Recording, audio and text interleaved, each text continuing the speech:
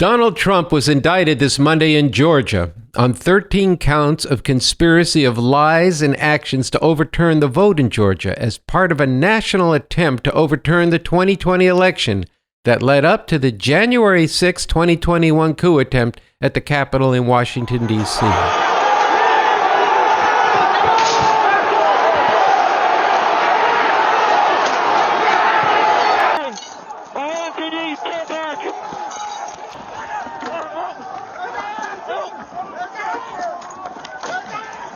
This was a sweeping indictment that included 18 other co-defendants. Notably among them are a bevy of Trump's lunatic fascist lawyers, including Rudy Giuliani, John Eastman, and Sidney Powell. Also indicted is former White House Chief of Staff Mark Meadows. In total, Donald Trump now faces 91 charges in 4 separate cases. This indictment paints a picture of the breadth, depth, and level of organization of the Trump fascist attempt to overturn the 2020 vote in Georgia. Its depth goes from Trump and his inner fascist circle of advisors who are all in on his big lie and then develop the plan to overturn the election. The indictment also includes state elected officials, Republican Party officials, a PR person, and some of the thuggish operatives who were deployed to intimidate election workers. A lot of threats, wishing death upon me, telling me that I'll be in jail with my mother, and saying things like, "Be glad it's 2020 and not 1920."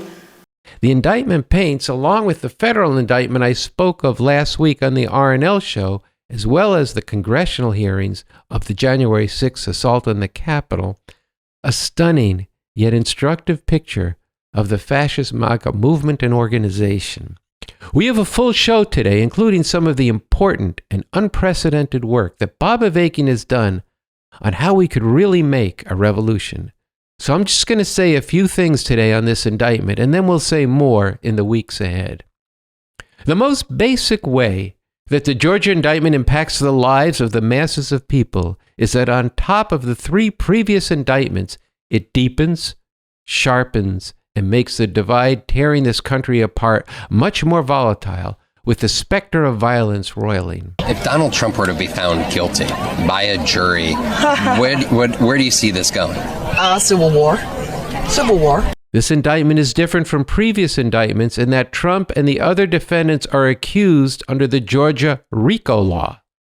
RICO stands for Racketeer, Influenced, and Corrupt Organizations Act.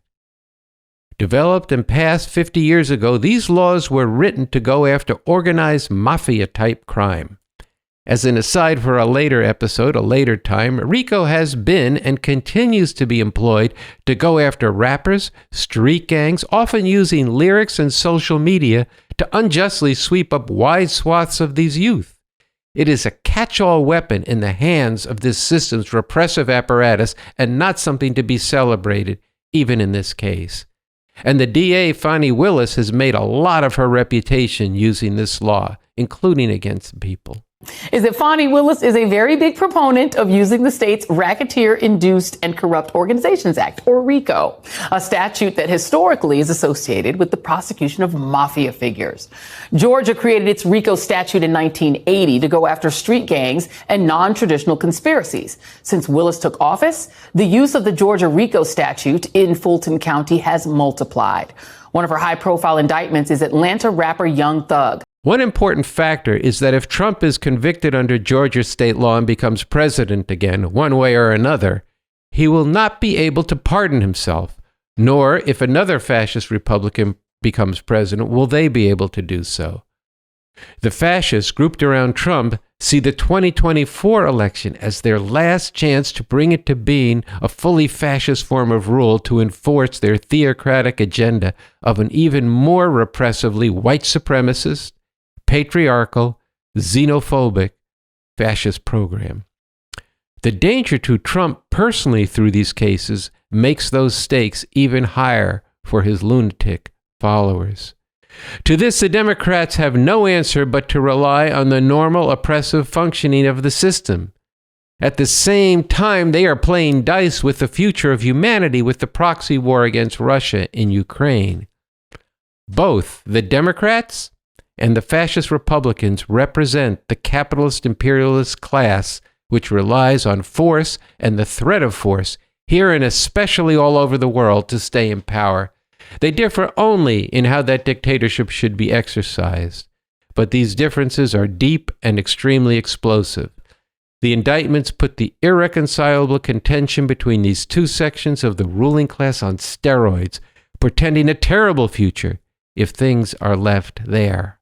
On the other hand, as I said last week, in sharpening up this contention, such indictments can, quote, heighten the potential for a revolutionary force that represents and is fighting for a radically better system and way of life for the masses of people to burst onto the political scene, with the potential to geometrically grow in numbers and influence, with the prospect of making an actual revolution to overthrow the capitalist imperialist system we live under and establish a new socialist republic in North America. Recognizing, acting on, and seizing this potential for a real revolution must become the understanding, the concern, and the active work of all who agonize about the future and who yearn for a world fit for humanity, end quote. This must be our fundamental orientation. Yet at the same time as the declaration "we need and we demand a whole new way to live" says, quote, so as long as we are still living under the rule of this system of capitalism, imperialism, we will defend people against attacks on their lives and on the rights that are supposed to be guaranteed under the U.S. Constitution. The right of people to vote, the right of black people to vote, particularly in the deep south of the Confederacy, is one of the key things Trump and company were out to deny. This right needs to be defended, even as we need to struggle with people and make clear to them that falling for the bourgeois electoral bullshit of this system, or BEB, is a dead end. It's similar to upholding the right to divorce. It is absolutely essential that people, especially women, have that right, but you don't therefore go around telling everyone to go get a divorce. So we say again, it is time to cast away illusions and prepare for struggle. But it is also time urgently to explode delusions.